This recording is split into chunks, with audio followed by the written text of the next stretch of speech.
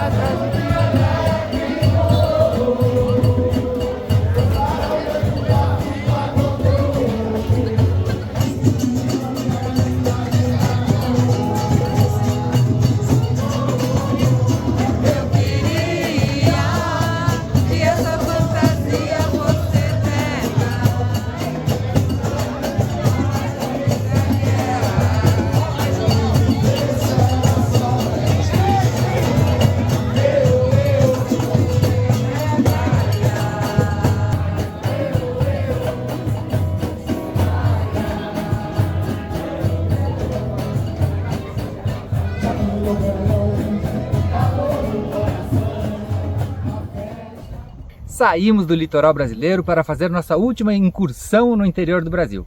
E viemos visitar nossa última grande chapada que está faltando na nossa vida, que é a Chapada Diamantina.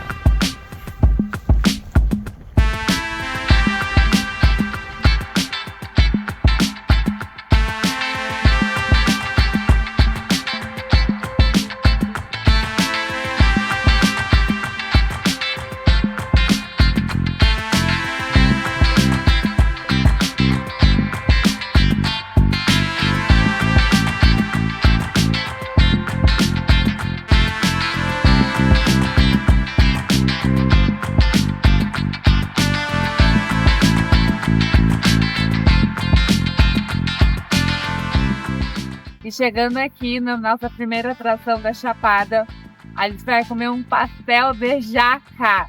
Eu tava louca pra provar a jaca e surgiu a primeira oportunidade. Então o almoço vai ser pastel de jaca com suco de amora e o Pix é só quando a gente conseguir sinal da internet. Chegou o pastel. Inesperadamente, ela entrega de pastel com suco de amora para comer no meio da cachoeira, da Chapada Diamantina. E o senhor trouxe aqui, coisa mais querida, né? Um amor, senhorzinho. A jaca tá parecendo um guisadinho bem temperado, né? Ou um repolho bem refogado. Olha a cor desse suco. Nessas horas, tu não tem vontade de ser vegetariano? Sim, tenho. Por 30 minutos. Quando eu termino o pastel, já dá vontade de comer um bife. Não, nessas horas eu tenho vontade de abandonar todas as carnes e comer só os vegetais, que são muito gostosos. Verdade. Tá aí, primeira cachoeira, Cachoeira dos Patos. 1 quilômetro para chegar lá embaixo. Mais um para voltar. Um pastel delicioso.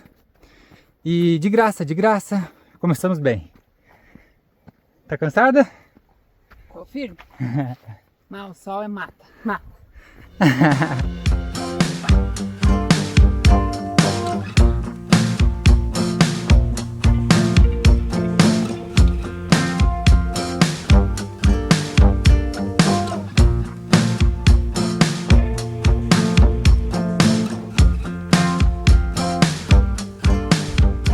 Depois desse bom banho de cachoeira, a gente veio aqui no Morro do Pai Inácio para ver essa vista que é a cara da Chapada Diamantina.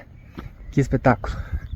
A gente estaciona o carro aqui embaixo, sobe uns 500 metros e já está aqui em cima curtindo esse lugar. Que paisagem linda! Cartão postal da Diamantina.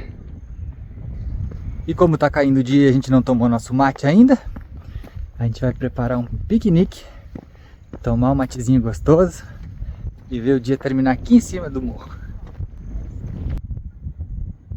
Não deu frio? Eu botei uma jaquetinha, tem um vento gelado aqui em cima. Que saudade que a gente tava de pegar uns dias mais frescos. Pode ser mais até. Mais? Pelo amor de Deus, mais. Olha só, Inácio foi um escravo que se apaixonou pela filha de um capataz. E o capataz descobriu esse romance e mandou seus jagunços atrás dele.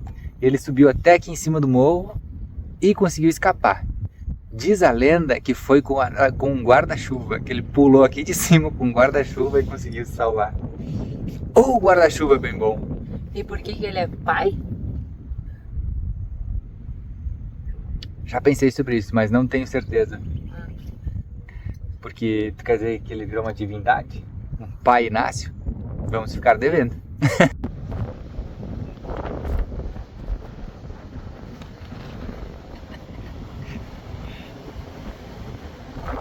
Frio? Frio? Gelou?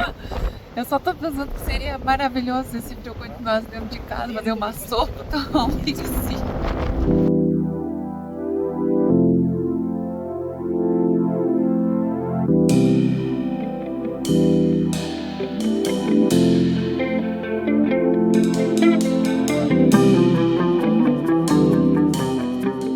Bom dia, turma! Ontem a gente desceu do Morro do Pai Inácio, já era noite, e aí a gente veio aqui pro vilarejo mais próximo chamado Campos de São João. Pela Chapada Diamantina tem um monte de vilarejo pequeno, histórico, de rua estreita. A gente vai dando o nosso jeito de vir com o motorhome por aqui, mas achou esse cantinho super legal aqui atrás. Bem tranquilo, noite bem boa. E hoje a gente vai atrás de uma caverna. Tem cavernas muito legais por aqui. Muitas mangas e passarinhos também.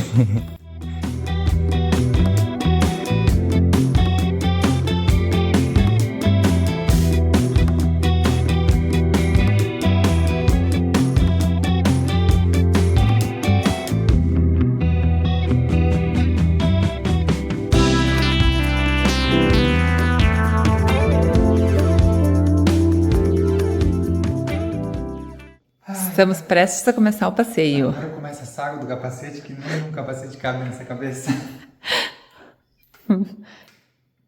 Ah, vai caber. Nossa, que lindo! Quebrou. Escapou.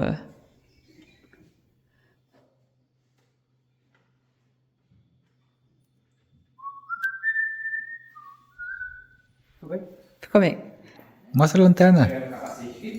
Que legal, né? Tem preto bonitinho? Aham. Bem assim, não dá orelhuda pra fora? Não. Tem certeza? Tem. Pronto pra aventura? Pronta pra aventura. Cadê? Onde liga? É só de brinquedo. Onde liga? Ah, aqui. Deve ser aqui. Agora a gente vai entrar numa fenda que dá acesso a mais de 14 quilômetros de caverna, que foi descoberta através de uma onda de ar que passava por aqui. Então, vem comigo. Foi um grupo de franceses que encontrou, né, Dé? Meu Deus, que loucura. Tchau, Dé. Tchau. Nossa, mas a moça era corajosa, né? A Gruta da Torrinha é de imensa importância geológica, devido a um subsolo com grande teor de calcário, chamando a atenção pela presença de formações raríssimas e uma diversidade de espeleotemas.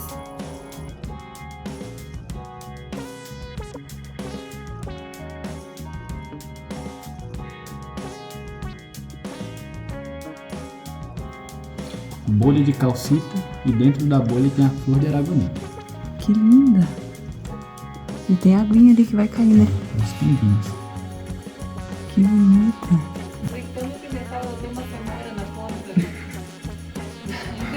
Criativa é ela. Ela começa a dormir e faz uma cenoura.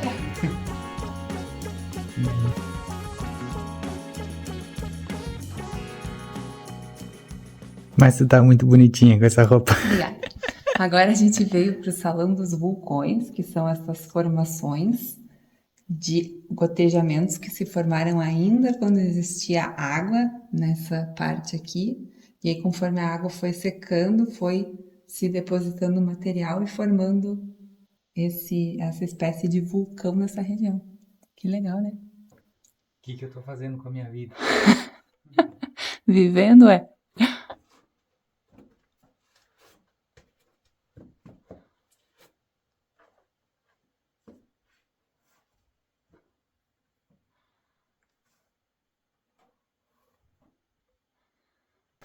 Aqui estão as flores de aragonita, que se formam a partir da pressão da água, quando entope o caninho principal.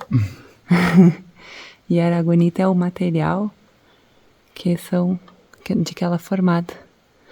E é uma coisa absurda, incrível, porque é muito difícil de explicar, porque é muito fininho. Ao mesmo tempo que uma pressão, é algo totalmente delicado. Aham, exatamente. E tem que entupir vários caninhos, né? É, exatamente. Essa carreira de estalactites tem mais de 60 metros. Que loucura. Aham. Lá pra trás, olha. Que loucura. E diz que lá em cima deve ser um pedaço super largo, né? De terra. Exatamente. Pode ter metros de largura. À medida que vai descendo, essa fenda vai se estreitando até se transformar em um pequeno trinco e começar a formar as estalactites e as estalagmites também. A gente está no salão principal da caverna, que é o salão branco, né? E aqui embaixo é a receita de bolo do Morro do Pai Inácio. Dá uma olhada se não é a mesma coisa que a gente tem lá em cima. Adorei isso! E eu acho, minha teoria agora, que todas as montanhas têm uma receitinha por baixo para fazer explodir lá em cima. Uau, que incrível! Isso é uma estalagmite, então, né? E aí vem mais uma informação, hein? As estalactites são essas formações calcárias que vêm do teto em direção ao chão. Tite, teto. Aprendi com o Wesley. E as estalagmites são formações do gotejamento que vem das estalactites do chão para cima. E aí aqui é um belo exemplar do Morro do Pai Inácio, dentro de uma caverna, a pelo menos 60 metros do que a gente tem lá na base do solo. E essa é a coluna principal do Salão Branco. Olha, que coisa mais incrível. Eu estou abobada com a beleza desse lugar. Eu nunca imaginei que uma caverna ia me surpreender tanto na vida. Estava reticente em vir, né? Não queria. Ai, cadê você? Eu? É. É, um Mas pouco. agora encantou com a caverna. Então, é a partir desta gotinha aqui que se dá a formação da deposição dos materiais. Ela vem a cada minutos, ela se deposita ali, deixa o material calcário, cai, vem uma nova, deposita de novo, mas é muito pouca quantidade de material, porque demora anos para se formar 1 centímetro só dessa formação rochosa. Bom, e essa aqui é conhecida como a joia das cavernas. É uma melequitite e na ponta tem a flor de aragonita. Essa formação é a única catalogada no mundo. Olha só, desafia completamente a gravidade. Bom, aqui é como se fosse um pequeno resumo do que a gente viu, né? Aqui nós temos a estalagmite, temos as estalactites, a cortina, são essas que vai escorrendo na lateral da rocha. Temos as electites, que são essas que desafiam a gravidade. Lá na frente nós temos algumas flores e alguns canudos também. Aqui ao lado nós temos uma formação tripla. Nesse caso aqui nós temos flor de aragonita, electite e estalactite, tudo no mesmo local. Parece que a nossa vinda para Chapada Diamantina se pagou hoje. Que passeio diferentão de tudo que a gente já viu na vida. Eu nunca tinha entrado numa caverna antes na minha vida. E aí a gente já foi numa das mais espetaculares da história. Uma das únicas com formações rochosas, formações calcárias de estalactite e estalagmite tão diferentes no mundo. Para fazer essa volta e criar essa florzinha, diz que não existe nada igual no mundo, cara. Tem que ser especial. É. E é aqui no Brasil, Vem cá ver, é espetacular. no meio da Chapada Diamantina. São 14 quilômetros de caverna, aqui embaixo, aqui do nosso ladinho, e só 4 quilômetros são abertos para visitação. Imagina que louco. Ai, ai, a gente está muito feliz. E agora, para melhorar a noite, a gente vai poder dormir no estacionamento da caverna. E para nós é uma maravilha, porque é super difícil estacionar aqui pela Chapada Diamantina. E nós vamos fazer uma massa fresca para receber os nossos amigos mendocinos por el mundo. Daqui a pouco eles chegam aí com um caminhão maravilhoso que eles têm. Quando ela coloca carinho, não tem erro. Uma maçã na massa. Vou botar um pouquinho mais de água porque ela já tá seca. Cara, não é todo dia que a gente dorme desse jeito, né? Vocês estão vendo o quintal da nossa casa hoje cheio dos morcegos. E a caverna tá ali embaixo. Esse lugar é maravilhoso, é incrível. E nos deixaram meio de dono, né? Sim, a gente que tá cuidando do portão agora.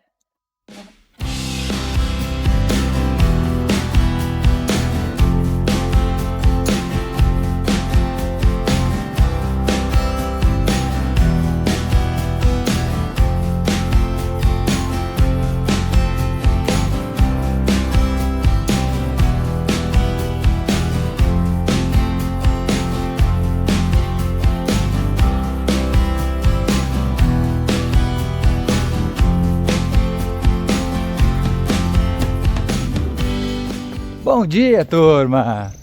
Hoje é dia de fazer trilha. Estamos indo fazer mais uma programação aqui pela Chapada Diamantina e diz que quem vem pra cá não pode deixar de fazer essa trilha que a gente está indo fazer agora. É a trilha da Cachoeira da Fumaça, são 12 quilômetros e a gente estacionou o carro a 2 quilômetros da entrada. Então, Pra variar, nós vamos fazer a mais. o dia promete. A gente vai fazer essa trilha deixando o nosso carro estacionado no centro, vai caminhar até lá e vai fazer sem guia. E mais adiante a gente vai conversar mais sobre isso nessa trilha, sobre algumas questões brasileiras, sobre caminhadas em montanha. E como a trilha está começando a 2 km daqui, nós vamos tentar uma carona, né, Dê? Sim, já teve um amigo que disse que vai nos dar, vamos ver se vai rolar mesmo. Olha o que virou tua vida, guria. Tô tentando facilitar ao máximo ela, né?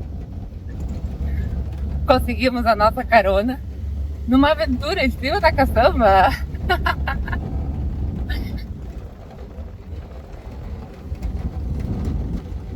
Chegando então agora para começar a trilha da Cachoeira da Fumaça. Como tá a tua empolgação? Eu tô bem animado, como sempre.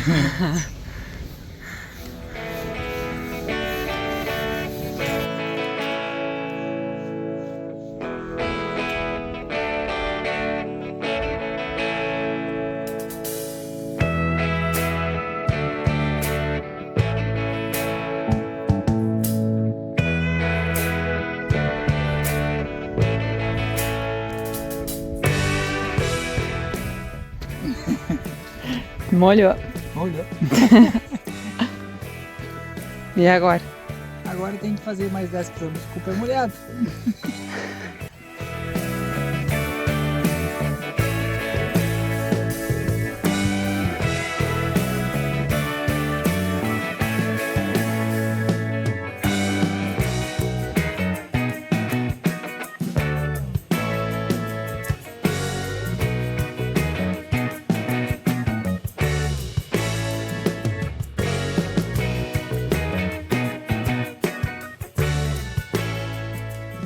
Chegamos na Cachoeira da Fumaça, uma trilha de mais ou menos 6 km que a gente fez para chegar por cima da cachoeira, ou seja, a cachoeira está abaixo dessa parte que a gente está ainda e é realmente muito lindo. A cachoeira cai nesse vale maravilhoso, vale demais a trilha e o passeio.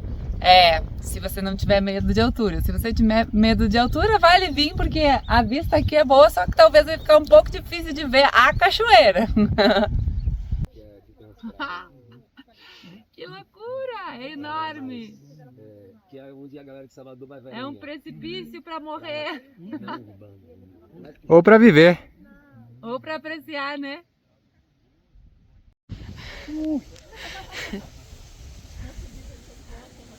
Tô bem assim? Aham. Vai mais à frente, pode ir.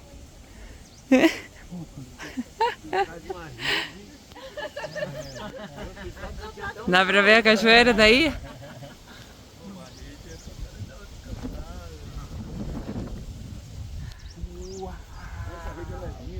É muito linda, cara. É impressionante, né? Aham. Conta aí teu medo agora.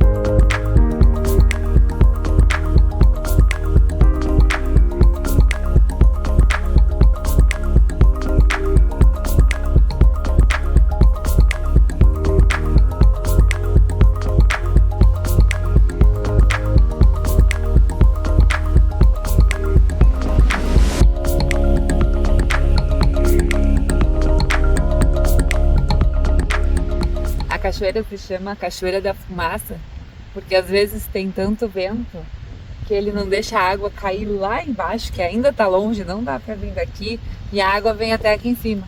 Inclusive tem dias que ela nem consegue tocar lá embaixo de tanto vento que tem. Por isso Cachoeira da Fumaça. Esse tema de caminhar pela montanha que eu estava abordando antes com vocês é um pouquinho sobre caminhar de forma livre nas chapadas que a gente visitou no Brasil. A ICMBio organiza um parque, cuida dos incêndios, cuida da floresta, mas faz muito pouco demarcação de trilha e deixa que a gente faça essa trilha de forma livre, solta. Se você quiser chegar até uma cachoeira, tem que pagar muito guia. Se quer chegar, fazer uma travessia, tem que pagar guia. Aí se quer fazer uma travessia, tem que pagar 3 dias de guia, fica caro. Aqui na Diamantina tem o Vale do Pati, que é um dos vales mais lindos que tem no mundo aí, mas os trekkings são caríssimos. Se a ICMBio, que organiza os parques, fizesse demarcações e incentivasse o brasileiro a caminhar, seria muito mais interessante. A gente chegou aqui no Vale do Capão, começou a perguntar sobre para conhecer essa cachoeira, e o pessoal dizia, olha, você tem que chegar lá e contratar um guia. Você pode se perder, é complicado, e a gente acabou de chegar aqui e foi muito fácil, muito fácil. A gente tem 3 ou 4 aplicativos que te ajudam offline a tirar alguma dúvida, mas não precisou. Tem muita gente que vem para cá e a trilha fica super batida, o caminho fica muito claro por isso fica a nossa crítica. Acho que o Brasil podia ter muito mais caminhos bem marcados nessas paisagens tão bonitas que a gente tem por aqui, que isso ia incentivar a galera a fazer essa caminhada sozinha, sem um guia que te fique... O guia é importante para te levar a algum lugar, mas atrapalha um pouco assim no teu ir sozinho, aproveitar sozinho uma trilha dessa.